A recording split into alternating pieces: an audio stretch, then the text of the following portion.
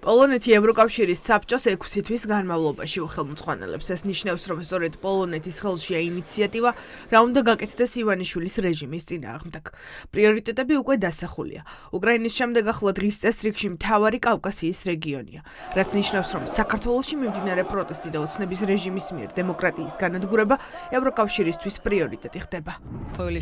განსაკუთრებული მოლოდინი მაქვს პოლონეთის თავმჯდომარეობისგან. ჩვენ უკვე ვესაუბრეთ პოლონეთის საგარეო საქმეთა მინისტრს იმის შესახებ, თუ რა უნდა გავაკეთოთ სამომავლოდ ერთად. ჩვენი დისკუსია შეეხებოდა იმას, თუ რა არის გასაკეთებელი ევროპის განვითარებისთვის და ვიმსჯელეთ ჩვენს უსაფრთხოებაზე და თავდაცვის უნარიანობაზე. გაერთიანების თავმჯდომარეობა ჩვეულ რეჟიმში გაგრძელდება. ჩვენი ერთობის წევრებს შორის, ყველა ლიდერს შორის ჩვენ გვჭირდება სტრატეგიული აზროვნების სრულება. რას მოიტანს პოლონეთის თავმჯდომარეობა? მარტივად ასახსნელია ტუსკისა და დუდას პოზიციების გაცნობითაც. პრეზიდენტი დუდა იყო ერთ-ერთი პირველი, ვინც ახალი არჩევნები დაასახელა მთავარ გამოსავლად, ხოლო ტუსკმა ღიად დაუჭირა მხარი პროტესტს საქართველოს ქუჩებში. პოლონეთის ხელისუფლება ხისტი სანქციების მომხრეა, ამიტომ არსებობს მოლოდინი, რომ სანქციებით რეჟიმზე ზეწოლა გაძლიერდება. პოლონეთი იყო ერთ-ერთი მედროშე ქვეყანა არაღიარების პოლიტიკაში, ასევე ყველა იმ პოლიტიკურ, ეკონომიკურ პროცესში, რომელიც ფაქტიურად ბოლო 23 წლის მანძილზე საქართველოს ევროპას შორის ვითარდებოდა. პოლონეთი მერწმუნეთ იქნება ერთ-ერთი ინიციატორი, აი ყველა იმ საკითხისა, რომელიც საქართველოში დემოკრატიის, თავისუფლების განვითარებას და პოლიტიკურ სტაბილურობას შეეხება, შესაძლებელია ორქნით თანამშრომლობის ფორმატში სხვა ქვეყნებთან კონსულტაციები გაწიონ. გამოწვევა არის უდიდესი. ნახეთ, იზოლაცია, სანქციები, ჩათვალეთ, რომ გაზაფხულიდან ქვეყანას ექნება უდიდესი გამოწვევა. პოლონეთი ბალტიისპირეთის ქვეყნებთან ერთ-ერთი პირველი იყო, ვინც ივანიშვილის ხელისუფლებას თავისი სახელი დაარქვა. ქვეყანამ, რომელმაც კარგად იცის რუსული აგრესიის ფასი, საქართველოს მთავარი მხარდამჭერია. შესაბამისად, მისი როლი ახლა უკვე ევროკავშირის საბჭოს თავმჯდომარედ რეჟიმის წინააღმდეგ ნაბიჯების გადადგმა იქნება. მათ შორის ფინანსური სანქციების გამოყენება და ივანიშვილის გარემოცვის სანქცირება. პრორუსი ორბანისგან განსხვავებით, პოლონეთის ხელისუფლება ოცნების მხარეს არ დადგება.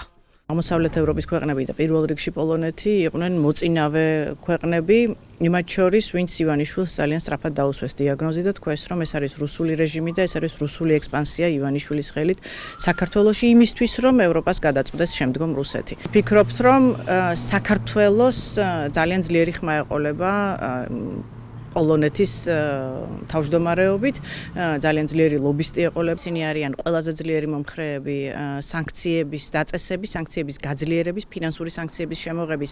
სწორედ იმ პირებზე, რომლებიც უშუალოდ რეჟიმის სიძლიერეს განაპირობებენ, ივანიშვილი და მისი უშუალო გარემოცვა. მათი პრეზიდენტობის პირობებში ჩვენ ვნახავთ გაცილებით უფრო ხისტ პოლიტიკას ქართული ოცნების მიმართ, ვიდრე რა თქმა უნდა ეს იყო უნგრეთის პრეზიდენტობის პირობებში. საქართველოს ხელისუფლების მდგომარეობა კიდევ უფრო დამძიმდება, იქნება ეს სასამართლო ხელისუფლება თუ თვითმარქვია პრემიერი და პარლამენტი. პოლონეთი ვაიმარის სამკუთხედის ნაწილია. გერმანიამ სანქციები უკვე დააწესა. საფრანგეთი საქართველოს გვერდით დგას. მაკრონის მსგავსად პოლონეთის პრეზიდენტიც სალომე ზურაბიშვილთან ცალკე პოლიტიკური ფორმატით გამოირჩევა. ამიტომ ცხადი ხდება, რომ პროცესი არ გაჩერდება და პოლონეთი ეროვნულ სანქციებთან ერთად ევროკავშირის დონეზეც იმუშავებს. ძალიან კარგად იცის, რას ნიშნავს რუსული ოკუპაცია, ძალიან კარგად ესმით რა ტიპის გავლენებს ცდილობს რუსეთი, მათ შორის საქართველოში ძალაუფლების შენარჩუნებას.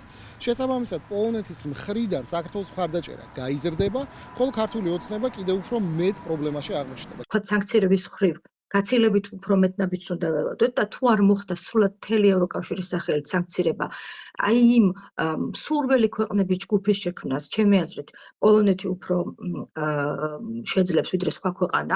ამავე დროს ახალი არჩევნების დანიშვნასთან დაკავშირებითაც ძალიან ბევრ აქტიურობას ველოდები. ვარშავაში უნგრეთის ელჩი არ არის მიწვეული ევროკავშირის საბჭოს თავმჯდომარე ქვეყნად პოლონეთის არჩევის ღონისძიებაზე. საგარეო საქმეთა მინისტრმა უნგრეთის ელჩს გაუგზავნა წერილი, რომ ის არ არის სასურველის სტუმარი. ღონისძიებაზე არ დაპატიჟეს არც უნგრეთის პრემიერ-მინისტრი ვიქტორ ორბანი.